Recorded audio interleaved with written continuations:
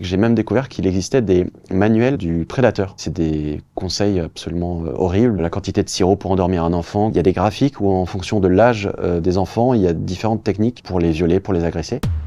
C'est une histoire un peu particulière qui m'est arrivée il y a 10 ans maintenant, où j'étais en tournage avec le Studio Bagel à Los Angeles. Et c'était une époque où on avait l'habitude de nous ajouter sur Skype, sur Facebook, un peu partout. Un jour, un petit vieux m'ajoute et commence à me poser des questions très très bizarres. Et au fur et à mesure de la conversation, je commence à comprendre que c'est un pédocriminel. En fait, ce qui se passe, c'est que mon pseudo c'est Ludoc sur Skype et ma photo c'était ma tête version cartoon. Donc en fait, il y avait aucun moyen, si on ne me connaissait pas, de savoir mon âge. Très vite, c'est des salut ça va et c'est très vite des questions cul. Est-ce que t'es en couple? Est-ce que t'es bi? Est-ce que tu l'as déjà fait? Ce genre de choses. Et comme moi, je commence très vite à comprendre à qui j'ai affaire, au moment où il me demande mon âge, je rentre dans son jeu et je dis que j'ai 14 ans. Un majeur peut discuter avec un mineur sur Internet, ça c'est pas illégal. Donc moi au début, je me dis on va discuter, on va voir jusqu'où il veut aller. Et en fait, il va cocher toutes les cases, corruption de mineurs, harcèlement sexuel, et voilà, ça va aller très loin.